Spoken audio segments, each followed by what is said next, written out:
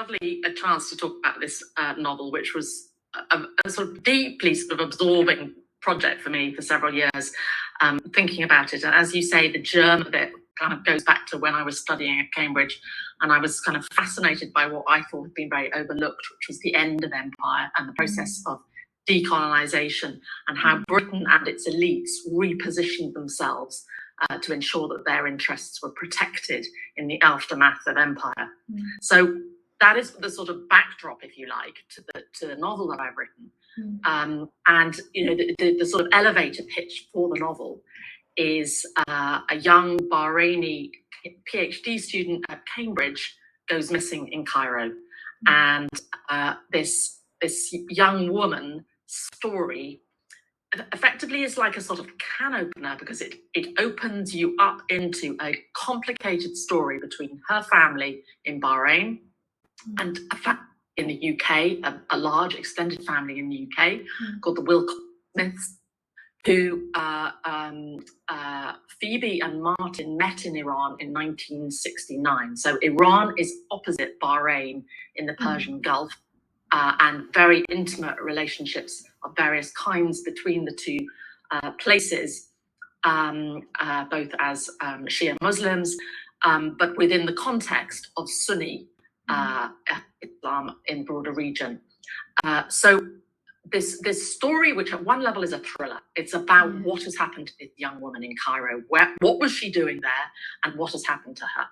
And I really wanted something fast-paced and absorbing, and it sort of has a real kind of narrative drive. But what I really wanted to do was also explore a set of very important historical and political issues about how the British tried to withdraw. They could no longer afford an empire in the Persian Gulf. So they tried to transfer their imperial power into a sort of post-imperial power of subtle manipulation behind the scenes. And the UK and Bahrain have had an extraordinarily close relationship for several centuries now. And it's a close relationship between monarchies. The Queen gives horses to the ruler of Bahrain and vice versa. So it's a curiously intimate relationship that the UK has had with Bahrain. And what is less well known and often gets sort of, ignored or overlooked is that Bahrain is a deeply, deeply troubled, very small but very troubled place, where a majority of Shia Muslims have been held back and repressed in favor of a corrupt Sunni elite. And it's not just about those two religious identities. There's lots of other issues around class as well. But the Shia population is poor and doesn't have political rights. And in 2011, in the Arab Spring, there was a big uprising in Bahrain. And at that time, I was a columnist on The Guardian, and I wrote a column about Bahrain.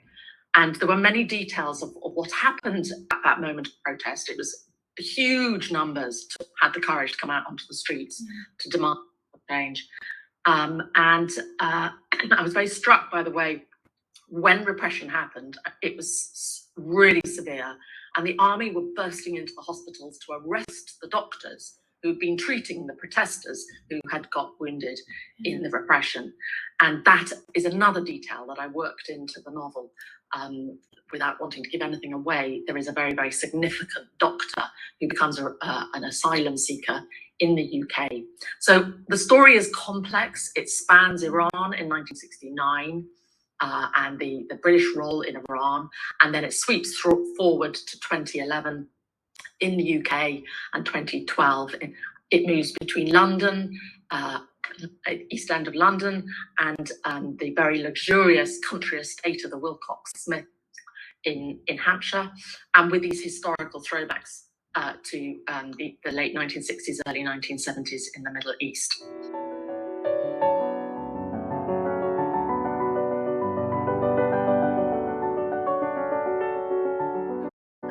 I feel what was satisfying about the novel was it brought together, you know, a sort of a kind of interest in history dating back to my early 20s, plus experience as a journalist, and the work of colleagues on The Guardian that I observed.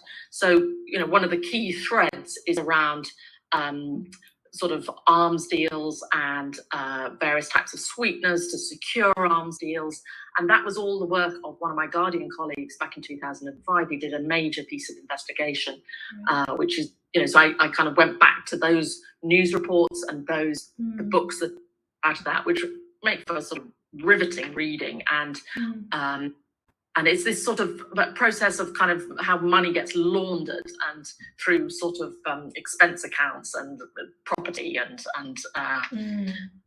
various lifestyles. So what really interested me is this way in which a British elite, as I said, reposition themselves to offer financial services, estate agent services to the kind of wealth of the Middle East. And out of that created very, very enviable lifestyles, if you like. The house and the beautiful art collections and so forth. And the title is really, really central to all the themes of the book, because what I'm really kind of probing questions of innocence. You can choose not to, and you can then claim innocence. You can, and you can also project images of innocence. There's nothing more sort of idyllic than the kind of English country house grandeur, if you like. And yet we know that in all sorts of ways that many of these big English estates are bound up with a history of imperialism.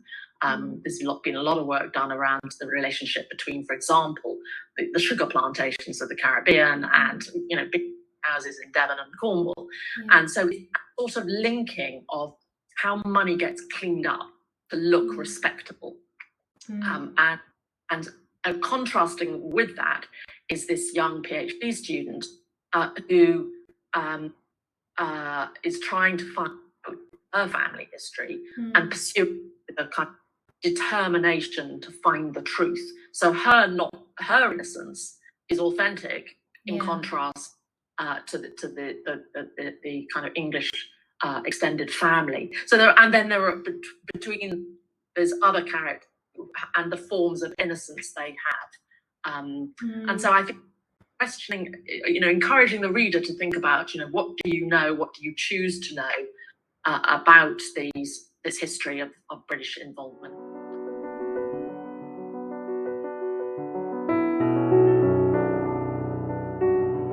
In some ways, I think I'm frustrating a reader's expectation, or they identify with Phoebe. She's a very attractive character. She is, yeah. You're kind of drawn to her. She's this very magnetic kind of person that you almost think, I'd really like to be around her, be in her energy and know her. But then there's this other side that you feel disappointed with. Exactly. And it's an interesting one, because I think it,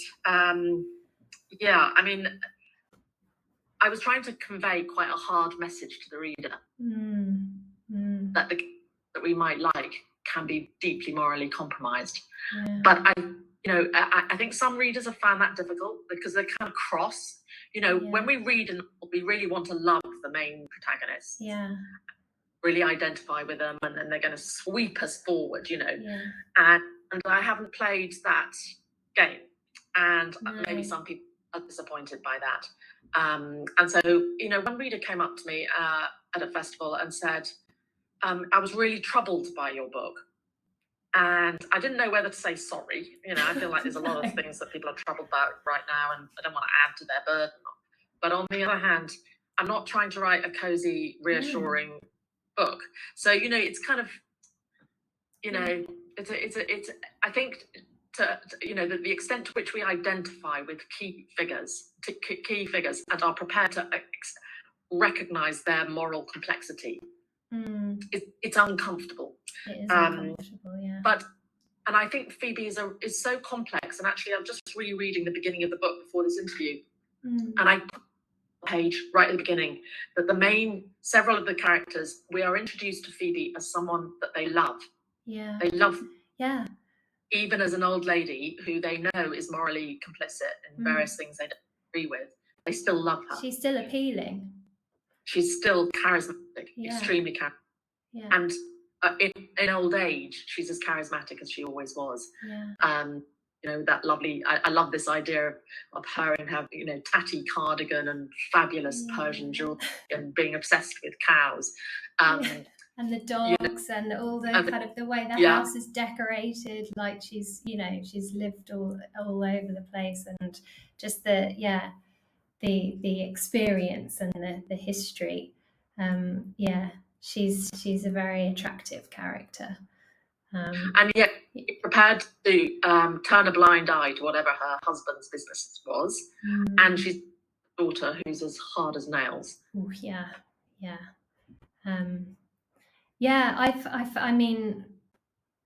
Dottie is not, I wouldn't say she's likable. She's quite the opposite. I felt a bit confused, conflicted with Felix, her brother, because he sort of seems like he has this softer side to him where he wants to do the right thing, but also it's quite, it's convenient for him to just turn a blind eye to some things. And it's interesting. I think money is corrupting. It is, yeah. Large amounts of it. I mean, I'm talking about large amounts of it. We all need, money to survive type of thing. But large are corrupting. And if you've been born into large amounts of money, by and large, you're very reluctant. It's very hard to turn away from it. Question it, reject it.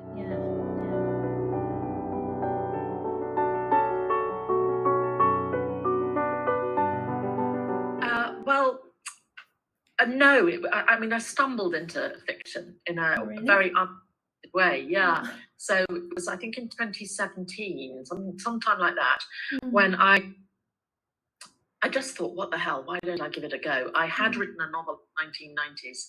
This is my previous novel about based on the German occupation of the Channel Islands. I'd written a nonfiction book, and it was just, obviously that there was so much material that would make up for a novel. And I'd written that, and I'd sent it to one publishers, and they were a bit, not keen. Could you make these changes and so forth? And I completely lost heart. And so I put the whole thing in the bottom drawer, that type of thing. Okay. And I don't know what, 2017, it would be nearly 20 years later, I thought, I've got nothing to lose except time. It'd be a waste of time, but what the hell, give it a go. But I didn't have any great I did not think of myself as a novelist. I didn't think I could really do it. So I was really flying blind. And you know what? I had the novel on hard disks, some really ancient kind of technology, but I managed to find somewhere online some bit of kit that could scan paper and translate it into Word, so it became editable. Oh my God, page, I had to scan this stuff in. It was such a laborious process. That's dedication. So I was wasting time, but and actually that was the key. Was I prepared to waste time? Because I'm one of the who's quite sort of efficient and kind of get on with lots of stuff, and I don't like wasting time. Right. And that fiction, that first novel, I really, really thought it's not going to get published, and it really won't go anywhere, and it's just my time I'm wasting. So what the hell? Why don't I? And I astonished when Granta said, yes, we like it, and what's more, they didn't even really want many changes. They were like, yeah, no, it's great.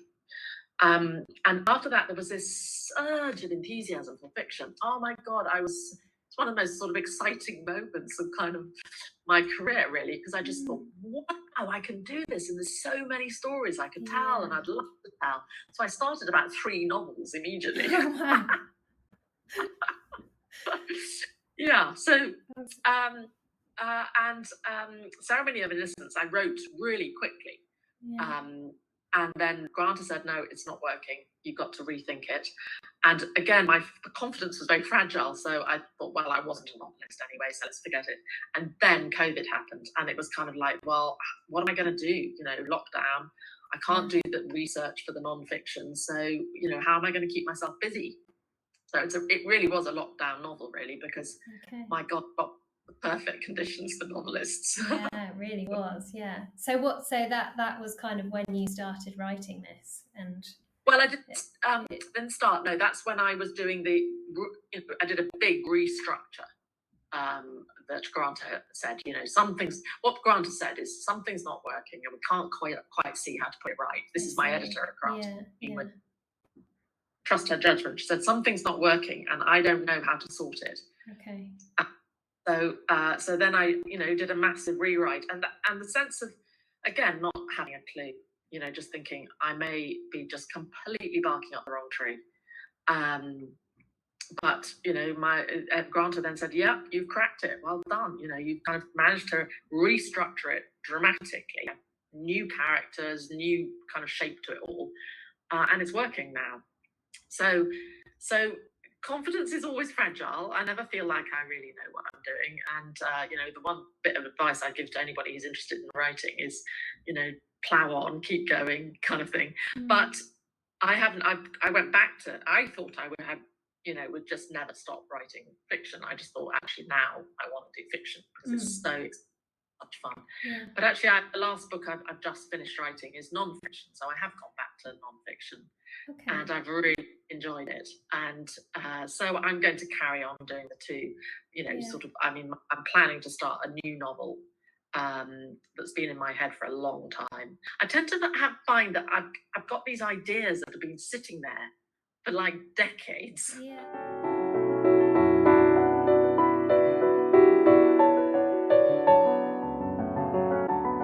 It's so liberating to know that you can, if you want, you just can kill off a character, give another character a baby. You can just do anything you like with these people. Yeah. You don't have to go to the British Library and spend hours and hours and hours reading the book.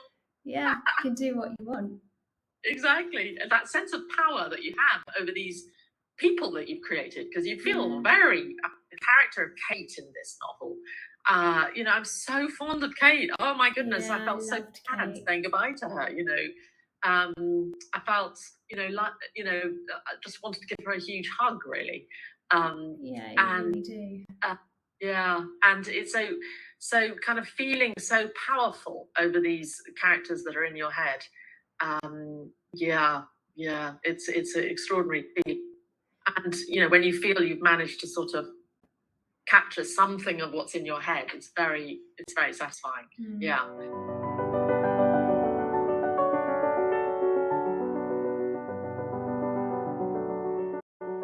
No, I don't. I mean, other people might say. I mean, clearly Fauzia is a journalist, but she's a journalist in a way that I didn't feel I really related to much.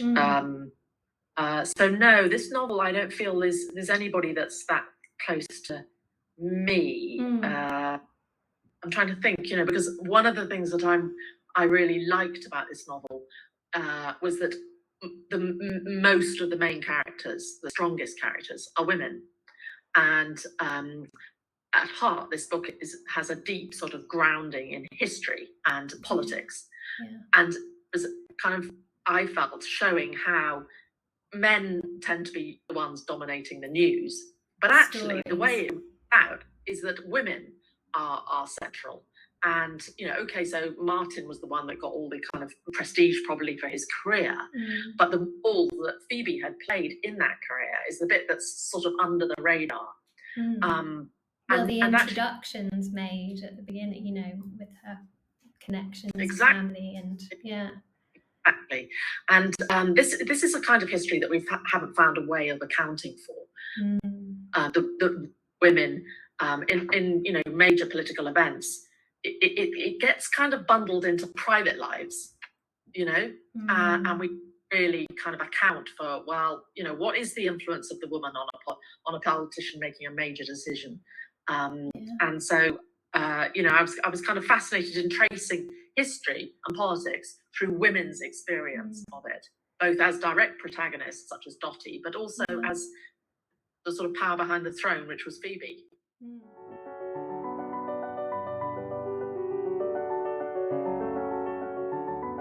I think I am very interested in sort of female decision making and female characters. They really, really interest me. And out of my own experience, I guess, of being a woman. But so I haven't yet done a novel in which there's a written primarily from a man's point of view. And I'm particularly interested. The next novel won't be either. Yeah.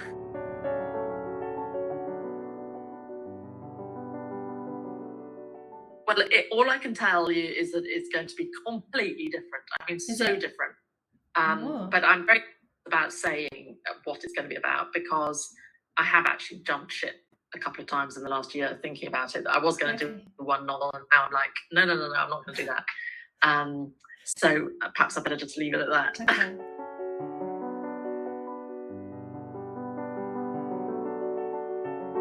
I mean, there was one book I was reading just before, or in the middle of, I tend not to read too much fiction when writing, but I think with one exception, I just thought it was so brilliant. In the Light of What We Know by Raman Ram. I can't remember his, I'm looking at my bookshelves to see if I can find the novel, but it's an American writer.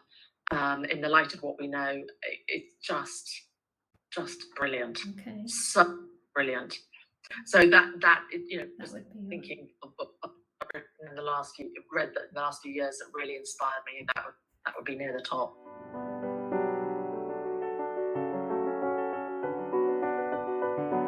And I think it's partly both my parents were artists, so I think I grew up with this very visual imagination. Yeah.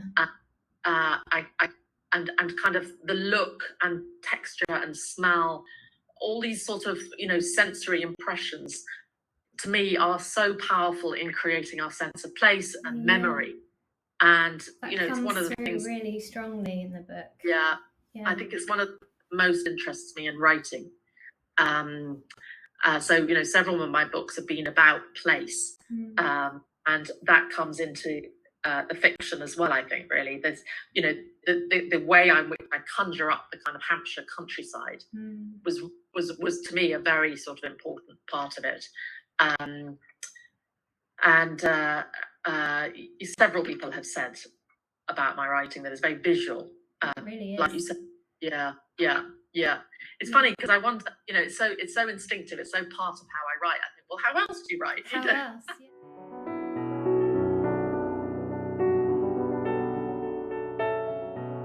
Well, that's a really interesting question, because I did go to Iran in 2007 for a very brief but absolutely hugely kind of made such a deep impression on me.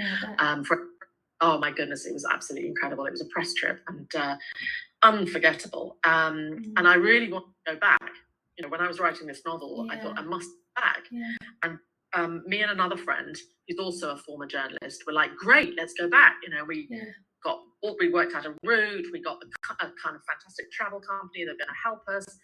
And then I started talking to various former colleagues at the Guardian, you know, just getting tips from them. And they basically said, it's too risky. Don't go. Really? You're a journalist. As a former journalist, it's way too risky. And it's not about being careful. It's about the state of, you know, relations between Iran and Britain, and they need, you know, the bargaining chips. And so we, you know, it was really irresponsible to do that. And so I had to just read everything I could about Iran, and also read about Iran in 1969. So that meant finding the memoirs. And I did find some fantastic. Did you? Yeah. It was a wonderful one by an Iranian who then moved, after the revolution, moved to London and Paris and New York. But she wrote beautifully about her life as a young woman in the late 60s, early 70s. And I interviewed a lovely Iranian lady. So, you know, I did everything that I could in terms of kind of from the UK, but it was a real shame I couldn't go. It was. And then when I came to the rewrite, it was, you know, we were in lockdown, because I had thought about maybe doing a trip to Bahrain. But you know, that then became really, really hard to do with kind of travel lockdowns. So I didn't manage that.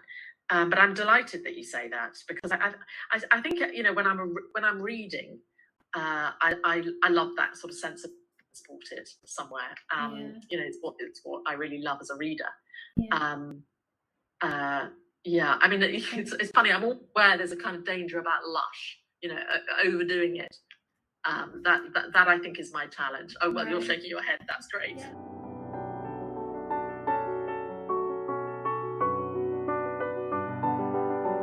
Yes, and I'm now trying to remember. I know exactly who I'd have play the asylum seeker. And now he's a brilliant actor. Oh my God! And I actually had a photo of him. I cut out a photo above the desk to give me. I tend to do that when I'm writing a novel. Oh, is that I get faces of actors who I think kind of best look like my characters, and it helps me. Yeah, that's interesting. Helps me kind of really think myself into the character. And now, of course, Akhtar, I think. Yeah, it's going to annoy me because for a long time I had his name right off the top of my head. But he was in 4 Lions and a Funeral, and there's just something very, very magnetic about him as an actor. Yeah. And I thought, yeah, he's the one. Yeah, I say the Doctor because I changed his name several times for various different reasons. And now I can't remember what I ended up with. That's a weird thing. You develop a very Hussein. Yeah. I can't remember why I changed his name, but that's a really weird thing when you've developed a relationship with a character, and then some sort of expert reader then reads it. So I had a Bahraini academic read the novel, and she suggested a change of the name of Reem as well. Oh, really? Yeah, so having developed a relationship with one name, I then a bit disorientated. That's quite odd. At a very late, but it's fun naming characters. I think she quite enjoyed the fact of name the character.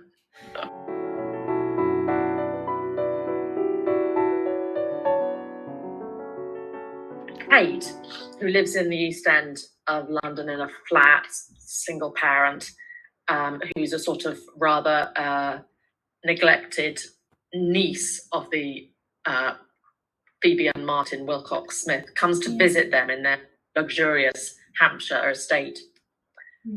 Walking slowly up the staircase, Kate examined the succession of framed Persian miniatures on the wall and admired the delicacy of the figures and the vivid colouring. She remembered a diary item she had once read in the Evening Standard about the opening of a new room in the British Museum dedicated to Iranian art, which had been named after the Wilcox Smiths. They had donated several pieces, and the article noted that the Wilcox Smiths had one of the finest private collections of Persian art in the country, each item top in its class. The bath was so long that her feet only just reached the taps. She floated in the warm water, scented with bath salts. The label described them as white tea, and their perfume filled the bathroom. She thought of her son's comment that it was not fair. It was true, that she had long understood, although the details of why her grandfather had left Lodsbourne to Martin, the younger son, had never been fully explained.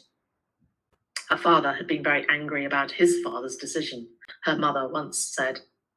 But Kate only had hazy memories of her father.